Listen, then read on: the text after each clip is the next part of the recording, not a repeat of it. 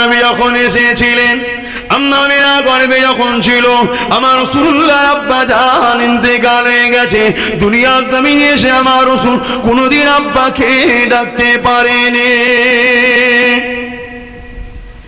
এ নজওয়ানেরা, আল্লাহ নবী দুনিয়াতে আসলেন, নবী আমার কোনদিন আব্বার ময়া পেলেন না, আব্বাকে ডাকতে পারলেন না। দুনিয়া দুদিনের জমিনে মায়ের ময়া থেকে টেনে নিয়ে যে দুধুমা হালিমা ঘরে চলে গেল। দুধুমা হালিমা বড় আদর করে রাসূলকে মানুষ করতে লাগলে। আল্লাহ নবী একটু বড় হতে আম্মা আমিনা কোলেতে আসলো। আম্মা আমিনার কোলে কয়েকদিন থাকার পরে আল্লাহ নবী বারবার বলতে লাগে, আম্মা যান, প্রত্যেকের আব্বা তাদের বাচ্চাকে নিয়ে যা আদর করে কোলে করে নেয়। আমি মুহাম্মাদের আব্বা কেন আমাকে ডাকে না, আমাকে কোলে করে কেন নাই না? আম্মা জান, আমার আব্বা জান কোথায়? আমি মুহাম্মাদকে আমার আব্বার কাছে নিয়ে চলে, আমার আব্বা কেন আমাকে ডাকে না? এ যুবকেরা, এ নবী পাকের প্রেমিকেরা, আরে আমার নবীর জীবন কত করুণ ছিল গো। একবারও কি ময়া লাগে না? একবারও কি দিল কাঁদে না? যে নবী আমাদের সব থেকে বেশি প্রিয়, যে নবী আমাদেরকে সব থেকে বেশি ভালোবাসে, কিয়ামতের দিনে মা চিনো চিনবে না, বাপ চিনো চিনবে না, অথচ কিয়ামতের দিনে আমার নবী, আপনার নবী চোখের পানি ফেলে কাঁদবে, রব্বি হাবলি উম্মতি উম্মতি উম্মতি। সেই নবীকে আজকে অপমান করা হয়, সেই নবীকে আজকে বেউজ্জতি করা হয়, সেই নবীর আগমনের মাহফিলকে নিয়ে চক্রান্ত করা হয়, সেই নবীর আলোচনা মাহফিলকে বন্ধ করা ষড়যন্ত্র করা হয়। এই যুবকেরা এখনো ঘুমোবে, এখনো কি মাচানে থাকবে, এখনো কি ক্লাবে থাকবে, এখনো কি দরে উদরে ঘুরবে, এখনো কি টিভির সামনে বসে থাকবে? তোমাদের কি ঘুম ভাঙার সময় হয়নি? আসো জাগো, নিজের জীবন আদর্শতে আল্লাহ নবীর জীবন আদর্শকে গড়ে তোলো। তুমি যদি আমার নবীর সুন্নাত অনুযায়ী চলতে পারো, আমি কথা দিচ্ছি সমস্ত দুশমন মুনাফিকেরা তোমাকে দেখে আমার নবীর প্রেমিক হয়ে যাবে।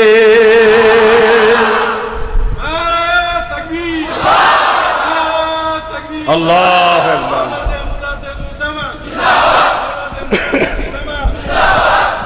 কত কষ্ট করেছে চিন্তা করে দেখো। যাকে আল্লাহ এত ভালোবাসে, যাতে দুনিয়ায় কোনো এতিম ছেলে মনে না কষ্ট পায়, কষ্ট পেলেই মনে করবে আরে আমার রাসূলের তো আব্বা ছিল না, আমার নবীর তো আম্মা ছিল না, তার মনে একটা সান্ত্বনা হবে। তাই রাসূল দুনিয়ায় আসার আগে মায়ের গর্ভে আছে, আব্বা চলে গেল। যদিও দুনিয়ায় আসলো রাসূল, কিছুদিনের মধ্যে ওর আম্মাও চলে গেল। বারবার যখন বাইনা করে আম্মা আমাকে আব্বা কোথায় আছে বলতে হবে। এ যুবকেরা, একদিন আম্মা আমিনা বলতে লাগলেন, বাবা তোমাকে তোমার আব্বার কাছে নিয়ে যাবো বাবা। এমন করে শ্বশুরের কাছে পারমিশনটা নিয়ে আল্লাহ নবীকে সাথে করে নিয়ে আব্বার কাছে নিয়ে যেতে লাগলেন, নিজের স্বামীর কাছে নিয়ে যেতে লাগলেন। কোথায় গো আমার রাসূলের আব্বা যান? মরুভূমির উপরেতে এক জায়গায় নিয়ে যে ঘোড়াকে দাঁড় করিয়ে দিল। এই জায়গাতে তোমার আব্বা, ওই যে উঁচু টিলাটা করা রয়েছে এই জায়গায় রয়েছে, তোমার আব্বা এমন একটা জায়গায় চলে গেছে, আর কোনদিন ফিরে আসবে না।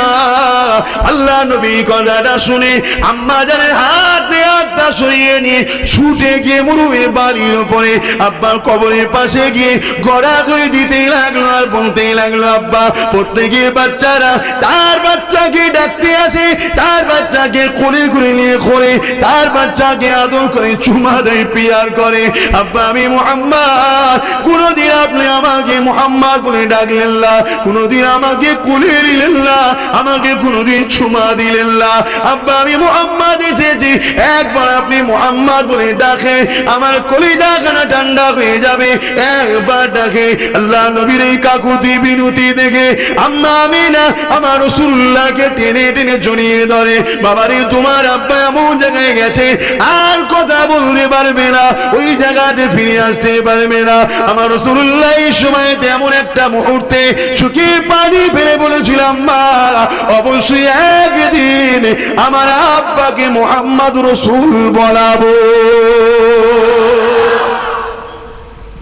আজ কিছু লোক ইখতিলাফ করে, বড় দুঃখ ভাই। কি অমুসলিমদের কথা বলছেন? মুসলিম দাবিদার বড় বড় মুফতি মৌলানা দাঁড়িয়ে রেখে বলে রাসূলুল্লাহর আব্বা আম্মা জাহান্নামী। বলো নাউজুবিল্লাহ। এই ফাটা কপালে, তুই জান্নাতে যাবি কি আগে ভাব। রসুলের আব্বা আম্মালে তো কত মাথা ব্যথা করতে হবে না। রাসূলুল্লাহর কোনো ব্যাপারে কোনো যিনি রসুলের সঙ্গে জড়িয়ে আছে কোনোটাকে অপমান করার অধিকার নাই। কথা বুঝে আসছে? তারিখের কিতাবের মধ্যে আছে, বহুত হাদিস থেকে প্রমাণ আছে, আমার রাসূল পাক সাল্লাল্লাহু আলাইহি সাল্লামের আব্বা দ্বীনে ইব্রাহিমের মধ্যে ছিলেন, জোরে বলুন সুবহানাল্লাহ। এবং পরবর্তীতে তিনার আব্বা আম্মা উভয়কেই আমার আল্লাহ পাকের হুকুমে রাসূলুল্লাহ দোয়ার ওসিলায় আমার রাসূল তিনাদেরকে কবর মোবারক থেকে তুলে কলেমা শরীফ পড়িয়েছিলেন, জোরে বলুন সুবহানাল্লাহ। কি জিন্দেগি আমার রাসূলের, এত কষ্ট, এত ব্যথা বেদনা নিয়ে ছোটবেলা থেকে বড় হয়েছে। হচ্ছে আল্লাহর দোস্ত তিনি, দোনো জাহানের শাহ আল্লাহ তিনাকে করেছে।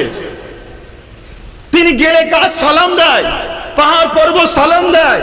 তিনি যখন কোন প্রাকৃতিক দুর্যোগে সারা দেবে, চতুর্দিক থেকে গাছ এসে হাট হয়ে ঘিরে রাখতেন। তিনি প্রাকৃতিক দুর্যোগে সারা দিবার পরে আবার যে যার জায়গায় গ্যাসগুলো চলে যেত। সাহাবারা বলতেন আমরা দ্রুত এই জায়গায় যেতাম, কোনো কিছু দেখতে পেতাম না, শুধু খুশবু বাইর হতো। জোরে বলুন সুবহানাল্লাহ। আর একটু জোরে বলবেন না? এ নবীর গোলামরা জোরে বলুন না সুবহানাল্লাহ। আমার নেতার মতো নেতা পৃথিবীতে আসেন আর আসবে না বাপ, আমি বলছি নি। সমস্ত ধর্মের ধর্মগুরুরা আমার নেতাকে সম্মান করেছে।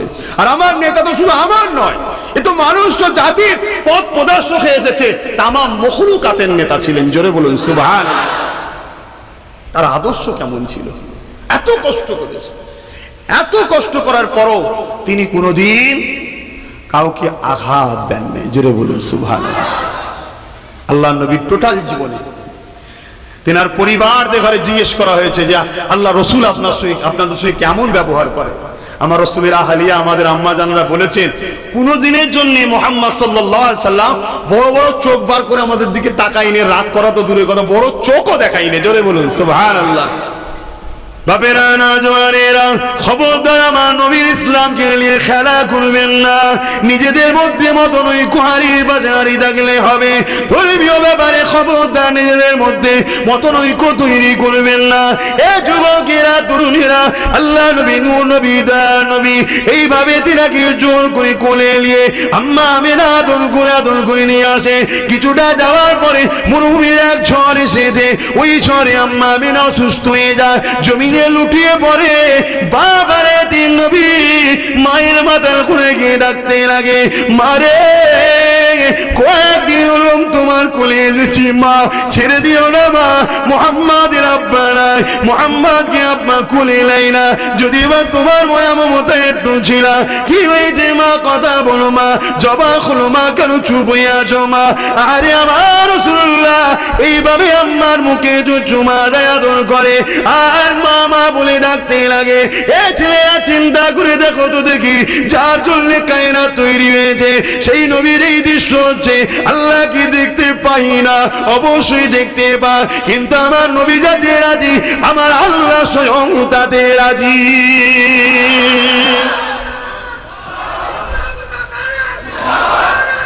আল্লাহু আকবার। এসব উম্মতের জন্য কুরবানি হয়েছে। উম্মতের মা থাকবে না, উম্মত যেন কষ্টে বুক ভেঙে না যায়, আমাকে দেখে সান্ত্বনা নেবে, আরে আমার নবীর আম্মা ছিল না, তোমার আমার জন্য রাসূল এত স্যাক্রিফাইস করেছে, এত ত্যাগ স্বীকার করেছে, আর সেই নবীকে ভুলে গেলাম। ইতিহাসে বাধা খুলে দেখে এলেন আল্লাহ নবীর জীবন আদর্শকে দেখুন। হ্যাঁ, নবী আমার শিখিয়েছে লা ইলাহা ইল্লাল্লাহ আনা মুহাম্মাদুর রাসূলুল্লাহ। এই দুনিয়ার মানুষেরা, তোমরা পাথরগুলোকে কাটিং করে নিজের মন মতো ডিজাইন করে নকল প্রভু তৈরি করলে, আমাকে মহান স্রষ্টা আল্লাহ পাঠিয়েছে, ও কোনো তোমাদের হাতে তৈরি করা, ও কোনো সৃষ্টিকর্তা তো তোমরা, ও কোনো তোমাদের কি করে প্রভু হতে পারে, কি করে মালিক হতে পারে, সেগুলোকে তো তোমরাই তৈরি করেছ। বাবারা, তোমাদের রব হলো একজন, যিনি হলেন লা ইলাহা ইল্লাল্লাহ, যিনি হলেন এক আল্লাহ, তিনি ছাড়া কোনো ইলাহা নাই।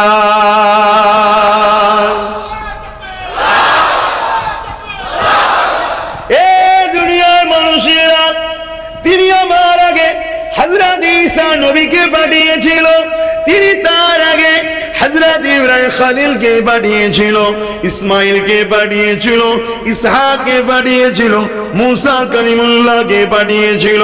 যখনই দুনিয়ার মানুষ তিনাকে ভুলে গিয়ে ফিতনা ফাসাদের মধ্যে জড়িয়ে যায়, সেই মহান রব্বুল আলামিন তখনই তিনি তিনার মনোনীত নবী রাসূল পয়গম্বর পথ প্রদর্শক মেসেঞ্জারকে পাঠিয়েছে।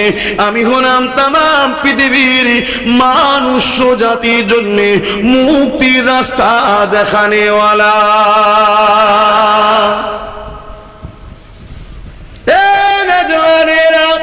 আল্লাহ নবী ভাবে শিক্ষা দিতে লাগলেন, আল্লাহ নবী ভাবে বলতে লাগলেন, বাবারা তোমরা নিজেদের মন মতো চলো না বাবা, তোমরা নিজেদের মা গুলোকে জুলুম করো না বাবা।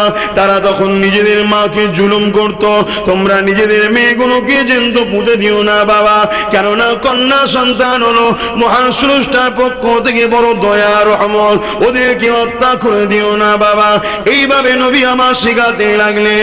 আল্লাহ নবী শিখাতে লেগেছে, আবু জেহেল উতবা সাইবা আবুল আহাব বলতে লেগেছে, মুহাম্মদ যেটা বলে সত্য কথা বলে, কিন্তু মুহাম্মাদের কথা যদি মেনে নি, আমাদের যে ধর্ম ব্যবসা, মানুষকে যে বোকা বানিয়ে অর্থকে আত্মসাৎ করা, এটা বন্ধ হয়ে যাবে।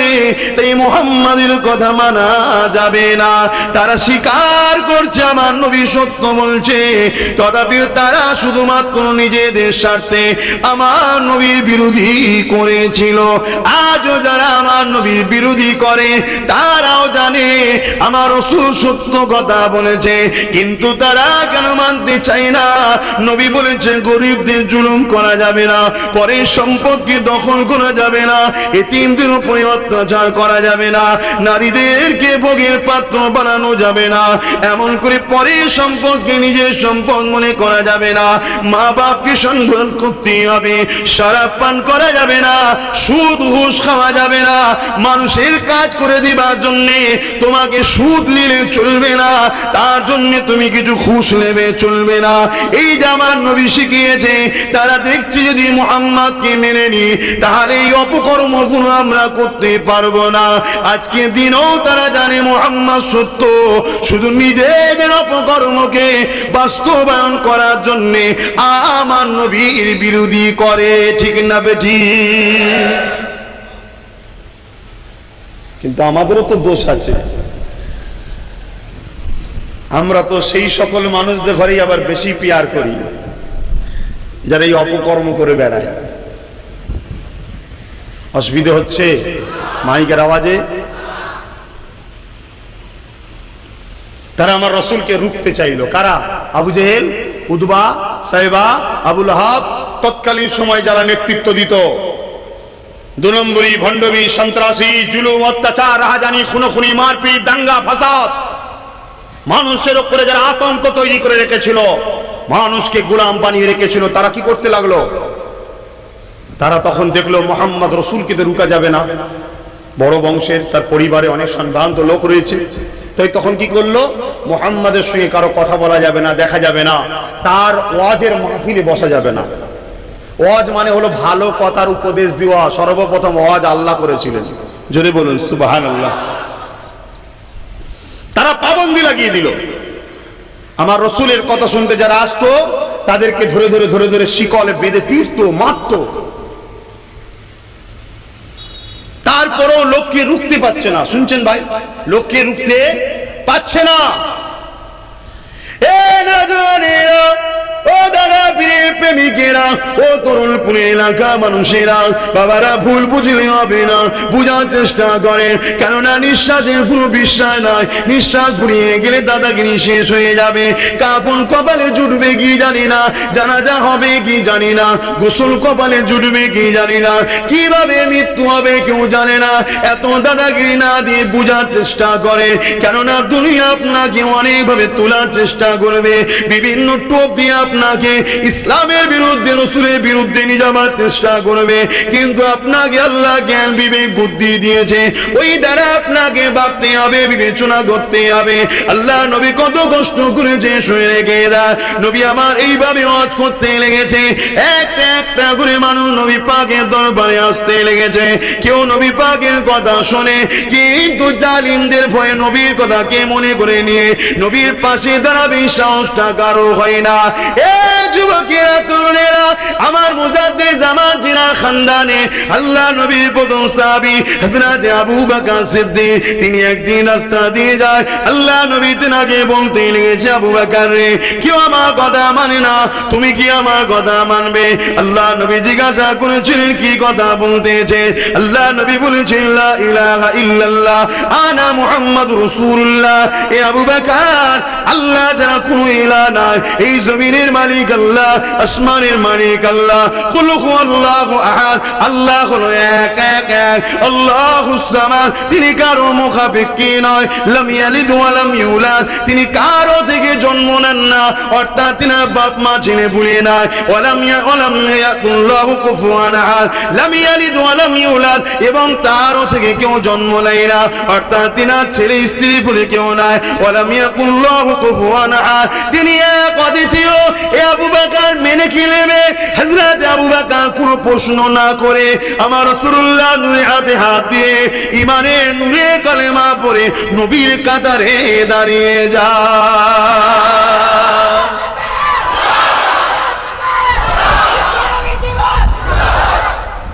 তাহলে দুনিয়ার বুকে রাসূল আসলেন, তেনার প্রথম মিশন, মহান স্রষ্টা যে কাজ করতে পাঠিয়েছিলেন মানুষকে সত্যের দিকে টানা, একটা মানুষ তেনার হাতে হাত দিলেন সবে। আবার প্রচার করতে লেগেছে, কেউ শুনছে না। আল্লাহ রসুল একদিন আবু বকর সিদ্দিককে নিয়ে কাবা শরীফের পাশে দাঁড়ালেন। এলাকার মানুষকে বললেন, আবু বকর তুমি ডাকো। সিদ্দিক একবার ডাকছে, এ আমার এলাকার মানুষরা। আর আবু বকর সিদ্দিক জাহিলিয়াত যুগে তো কিন্তু এক আল্লাহর সঙ্গে কখনো শিরক করেনি, বলুন সুবহানাল্লাহ। হ্যাঁ, উনি সর্বসময় পবিত্র হালে দ্বীনে ইব্রাহিমের উপরে ছিলেন, বলুন আলহামদুলিল্লাহ। তো উনি ডাক দিলেন, উনার চলন বলন কথাবার্তা অন্য সবার থেকে আলাদা ছিল, তাই সবাই এলাকার মানুষ উনাকে ভালোবাসতেন, শ্রদ্ধা করতেন। উনি ডেকেছে, সবাই এসে হাজির। কি বলছো ভাই আবু বকর? পাশে রসুল দাঁড়িয়ে আছে, হযরত আবু বকর সিদ্দিক বলছে, তোমরা আমার সম্বন্ধে কি বলো? তারা বলল, তুমি খুব ভালো মানুষ, তুমি কখনো ঝগড়া ফাসাদে থাকো না, তোমরা যখন আমাকে ভালো মনে করো তাহলে আমি যে কথা বলছি তোমরা শোনো। ইনি হলেন মুহাম্মদ রাসূল, ইনি যেটা বলছেন মেনে নাও। তোমাদের রব হলো জমিন আসমানের মালিক একজন আল্লাহ, তাকে কেউ দেখেনি, তার কোনো ফটো নেই, তার কোনো ছবি নাই, সেই রবকে তোমরা মেনে নাও। জোরে বলুন সুবহানাল্লাহ। যেই এই কথা বলেছে অমনি পাথর নিয়ে হযরত সিদ্দিক আকবরকে মারতে লেগেছে। ভেবে দেখুন, তাহলে ন্যায় কথা সত্য কথা বলতে গেলে বা বলার প্রচার করতে গেলে বাধা হয় না? হয় না। সিদ্দিক আকবরের উপরে বাধা হয়েছে, তার খানদানের ছেলে আমার উপরে বাধা হতে পারে না? ভাই, এতে মন খারাপ আমার করলাম নেই। তারই তো তোমরা রুহানি ছেলে, সেই সিলসিলারই তো রুহানি ছেলে নাকি? আমি রক্তের ছেলে, তোমরা রুহানি ছেলে, তা তোমাদের উপরে তো বাধা আসতে পারে, তা রাগ করলে হবে?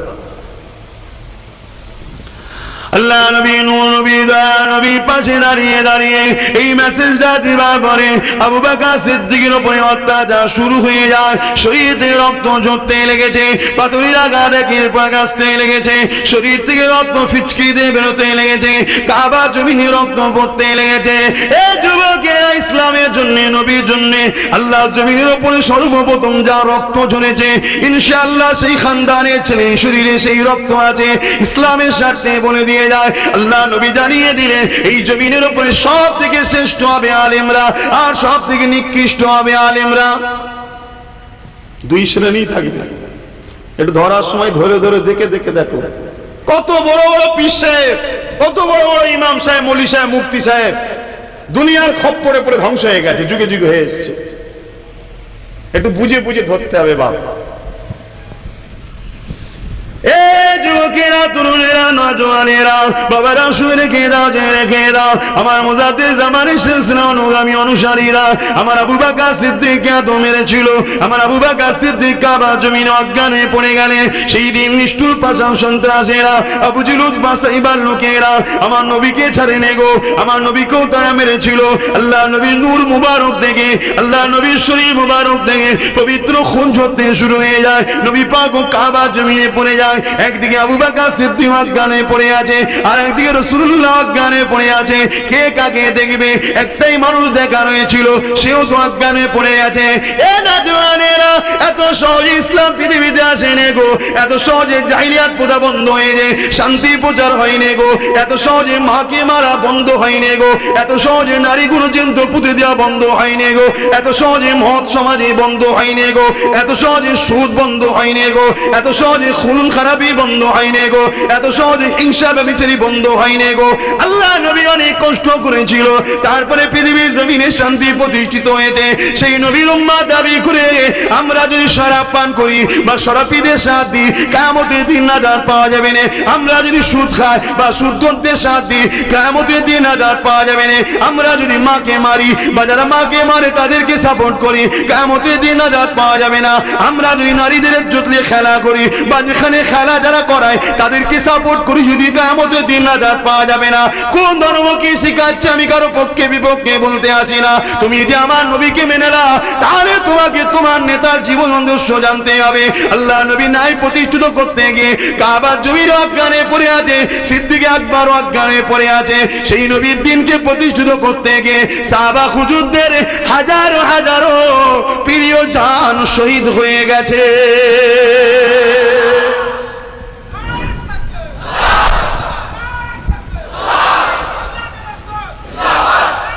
আল্লাহু আকবার। বোঝার চেষ্টা করো যুবকেরা, ভুল আলাদা জিনিস আর ইসলামের ক্ষতি করা আলাদা জিনিস। আমি কিছু বুঝাতে পারলাম? ভুল মানুষ মাত্র হয়, কিন্তু ইসলামের ক্ষতি আলাদা জিনিস। ইসলামের ক্ষতিতে কোনোদিন নাজাত নাই।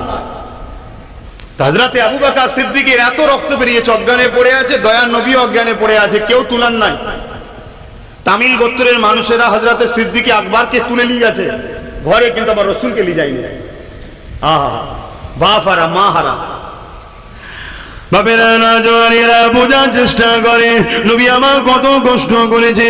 বাপ হারা মা হারা এতিমেশি নবী আমার দুনিয়ার জমিনে এসে দাওয়াত দিলে, এ দুনিয়ার মানুষেরা মানুষকে হত্যা করো না গো, মানুষকে কখনো জুলুম করো না গো।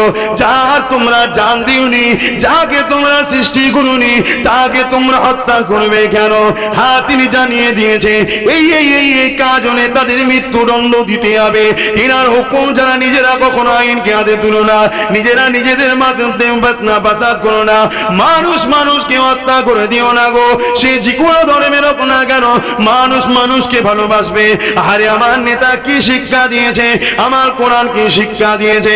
আল্লাহ নবী একদিন রাস্তা দিয়ে যায়, এমন সময় দেখা যায় রাস্তার ধারে একটা ধুলোবালির জায়গাতে একটা বুড়ি মহিলা বসে রয়েছে। নবী আমার বুড়ির পার কাছে গেলে নবী আমার কিছুক্ষণ দেখতে লাগলো। অনেক মানুষ রাস্তা দিয়ে যায়, বুড়ির দিকে একবার তাকায়, দ্বিতীয়বার তাকায় না, কেউ কোনো খোঁজ নেয় না, ভ্রুক্ষেপ করে না। দয়ার নবী আমার আগে গেলে ওই বুড়ির পাশে গিয়ে বসলে, আল্লাহ নবীকে সাবন করে খোঁজ নিতে লাগলে।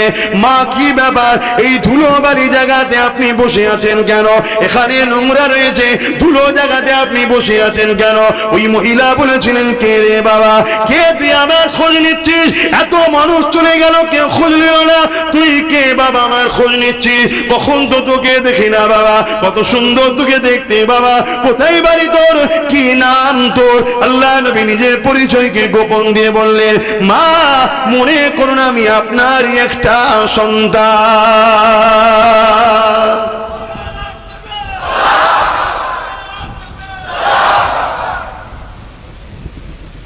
আল্লাহ রসুল ওই মহিলাকে জিজ্ঞেস করছে, মা কি ব্যাপার? বলছে, আরে বাবা, একটা কাজে বেরিয়েছি, দুর্বল শরীর, হাঁটতে পারিনি, বসে পড়েছি। আল্লাহ রসুল বলছেন, এত অসুস্থতায় আপনি বেরিয়েছেন কেন? সাথে তো ছেলে পুলে বেরোতে হয়, সাথে কাউকে লিতে ছেলে পুলে নাই। তখন মহিলা আমার রসুলের দিকে তাকিয়ে বলছে, কোথায় বাড়ি তুই জানিস না? যখনকারের কথা বলছি তখন ছেলেরা মাকে হত্যা করতো, এই যে ছেলেরা মাকে ভালোবাসছে, আমার রাসূলের অবদান। আস্তে আস্তে যে মাগুলো ছেলেগুলোকে নবীর প্রেম শিখায়নি, সেই ছেলেগুলো আস্তে আস্তে নবীর থেকেও সরে যাচ্ছে।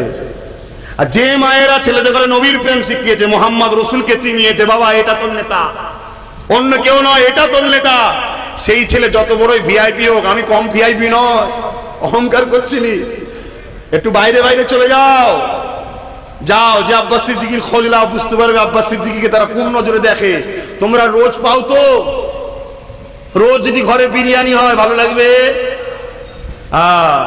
খারাপ লাগছে না কথা বুঝাচ্ছি বলে? কি গো হাজি সাহেব, খারাপ লাগছে?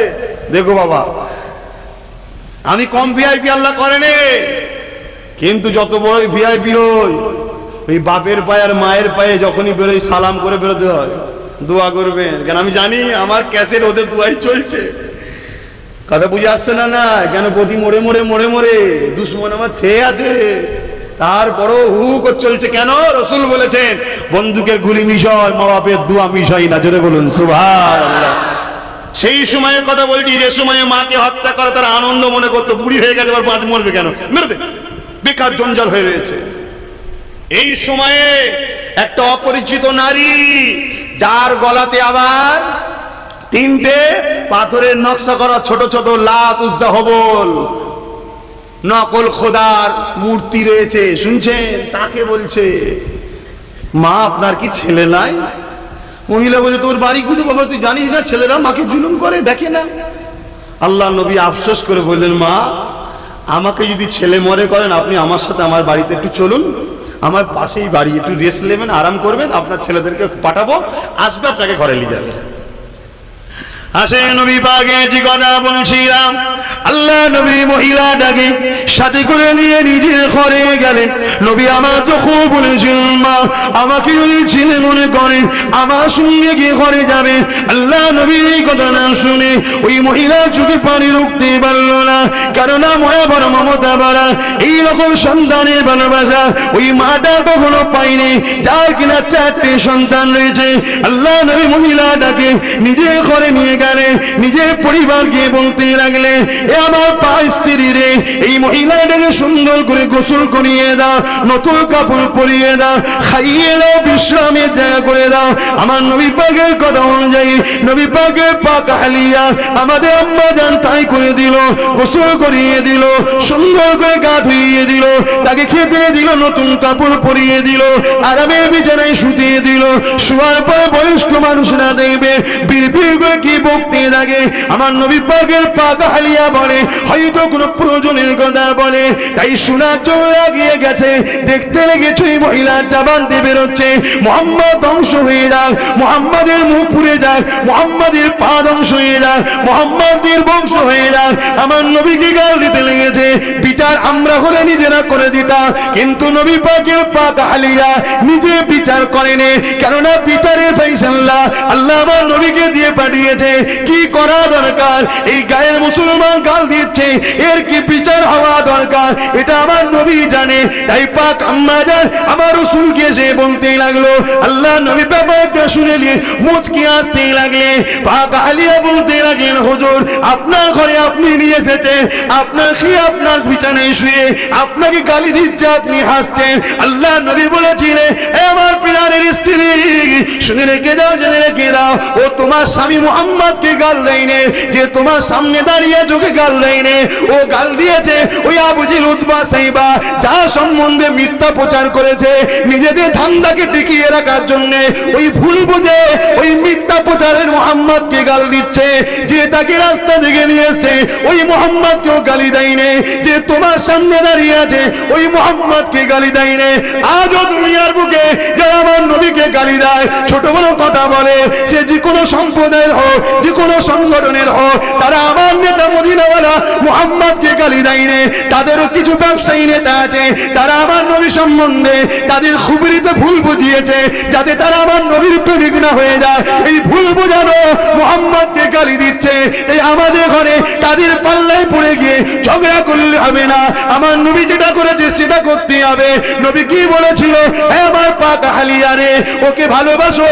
ও যেদিন জেনে যাবে যে মুহাম্মদকে রাস্তা থেকে নিয়ে এসছে, আবু জেহেল সম্বন্ধে ভুল বলেছে, আমি বলে দিই ওই দিন একদিন ওই মুহাম্মদ আমাকে সত্যিই নিজের ছেলের মতো ভালোবেসে নেবে।